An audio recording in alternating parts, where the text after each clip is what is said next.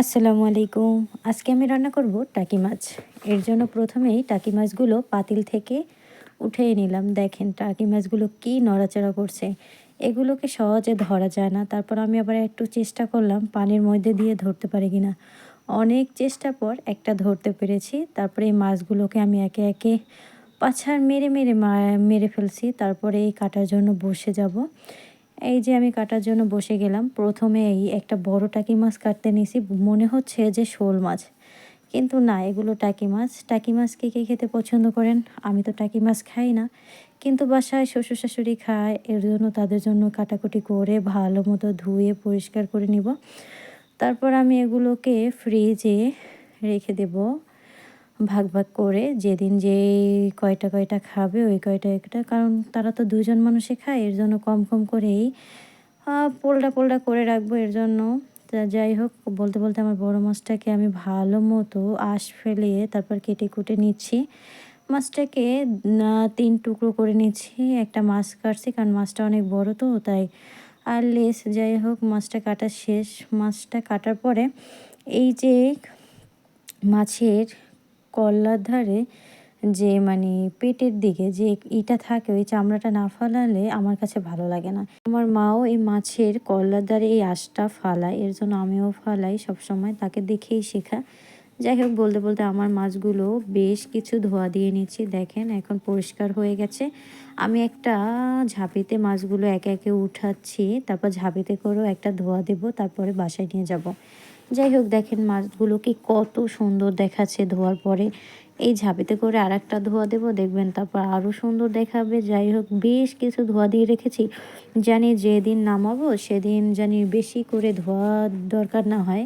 আমি অল্প কিছু ধোয়া দিয়েই জানি খেতে পারি, এর জন্য ভালো মতো ধুয়ে তারপর লবণ দিয়ে ধুয়ে রেখে দেবো।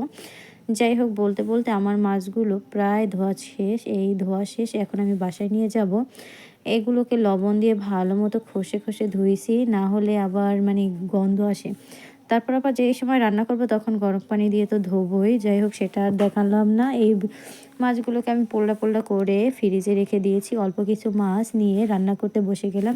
প্রথমেই হলুদ মরিচ লবণ দিয়ে ভালো মতো মেখে রান্নার জন্য চলে আসলাম চুলার পাড়ে।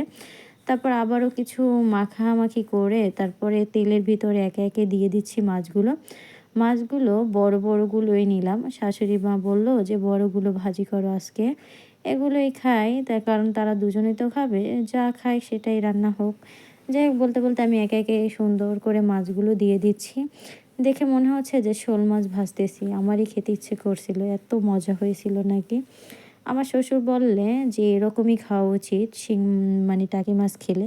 এদের আমার ছেলে তালের পোপড়া খাচ্ছে, আমি আবার এখানে পেঁয়াজ রসুন আদা দিয়ে দিচ্ছি। তারপরে এই হলুদের যে পানিটা ছিল ওটাই দিয়ে দিলাম। তারপরে এখানে আবার হলুদ মরিচ লবণ দিয়ে ভালো মতো মশলাটাকে কষিয়ে নিচ্ছি। একদম লাল লাল হয়ে গেছে। কষানো হলে বেশ কিছুটা পানি দিয়ে আমি টাকি মাছগুলোকে ঢেলে দিলাম। তারপর টাকি মাছগুলোকে একদম ঝোলের সাথে মাখা মাখা করে নিচ্ছি। তারপর এখানে আমি অ্যাড করে দেব কিছুটা ধনেপাতা। এই ধনেপাতাগুলো আমাদের ক্ষেতের। যাই হোক, দিলে ঘ্রাণটা অনেক ভালো আসে।